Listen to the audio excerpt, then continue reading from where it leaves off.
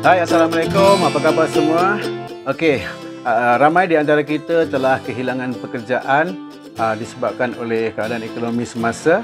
Okey, kalau korang adalah merupakan pencarum kepada Pekeso, korang boleh membuat claim ataupun tuntutan kepada EIS ataupun SIP. Jadi, hari ini aku akan tunjukkan dekat korang macam mana cara untuk kita claim dalam sistem online ini. Okey, jom kita saksikan. Okey, antara dokumen yang kita perlukan untuk membuat claim ni adalah yang pertama adalah salinan kad pengenalan, kedua surat pemberhentian kerja daripada majikan. Okey, seterusnya adalah salinan gaji terakhir selama 6 bulan. Keempat adalah penyata akaun bank. Dan yang terakhir adalah salinan surat penawaran pekerjaan.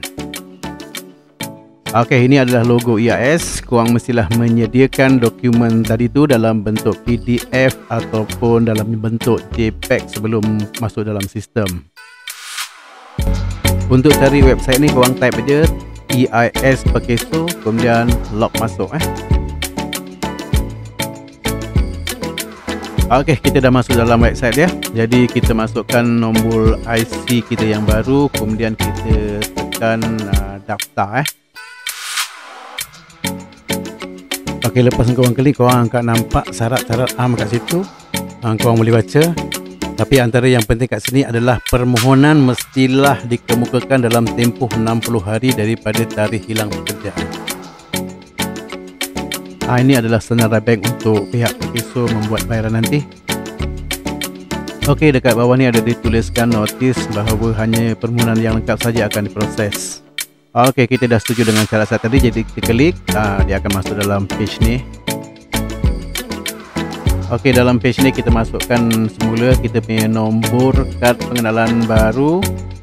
Lepas tu kita kad pengenalan lama ni kita bayar isi, kita akan terus klik, secara automatik nama kita akan keluar di bahagian nama ni. Okey, lepas tu kita akan masukkan nama majikan kita. Kita boleh type kat situ, kita boleh search, kita masukkan beberapa huruf. Kalau ada lebih satu nama, kita akan pilih yang sesuai lah.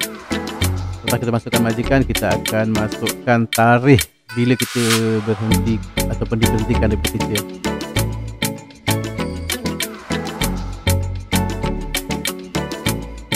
Okey, tarikh dah siap. Okey, kita tekan mohon. Okey, ada 9 muka surat di sini. Ini adalah muka surat yang pertama. Okey, mula-mula kita akan pilih pejabat Pekeso yang paling hampir sekali dengan rumah kita. Ini di Negeri Johor. Johor ada banyak. Okey, macam saya di Melaka, ada satu je. Kita klik dan kita pergi ke halaman yang seterusnya.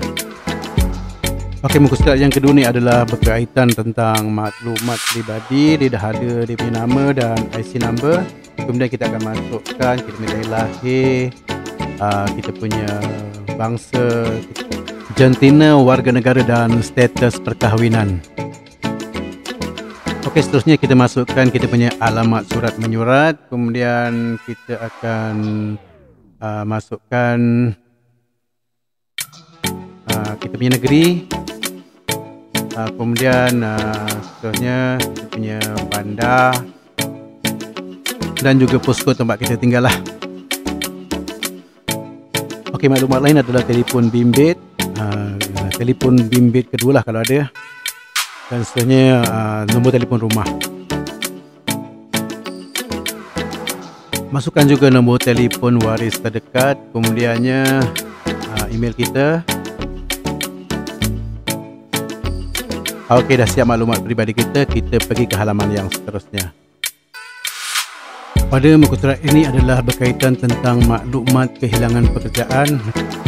Okey, kita masukkan jawatan terakhir kita, kemudian kita masukkan tarikh mula bekerja, tarikh kehilangan jawatan dan seterusnya tarikh status jawatannya sama ada tetap atau kontrak. Okey, selepas tu kita masukkan gaji pokok kita selama 6 bulan dan purata kerja mingguan kita.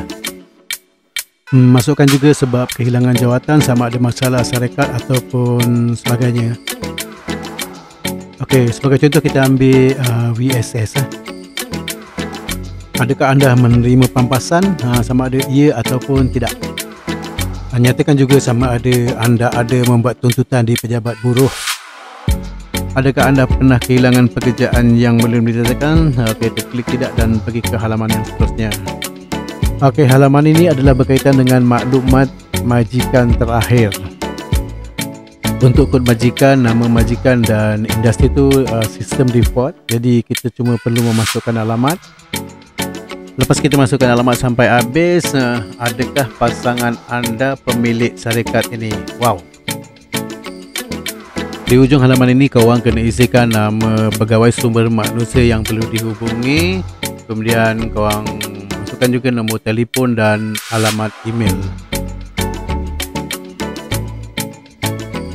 Okey, kalau dah siap kita terus klik untuk ke halaman yang seterusnya. Yang ni kalau korang ada bekerja dengan syarikat lain, kalau tak ada korang klik tidak. Kita pergi ke halaman yang ketujuh berkaitan dengan maklumat pekerjaan semula. Mula-mula masukkan berapa tahun pengalaman kerja kita, kemudian kita masukkan pula tahap pendidikan tertinggi. Masukkan juga maklumat lain dan kita pergi ke halaman yang seterusnya. Untuk maklumat bank, korang masukkan nama bank dan nombor akaun. Seterusnya adalah maklumat waris. Korang boleh masukkan seorang ataupun lebih daripada seorang. Mula-mula korang masukkan nama dia, kemudian masukkan nombor kad pengenalan, tarikh lahir dan apa hubungannya dengan korang.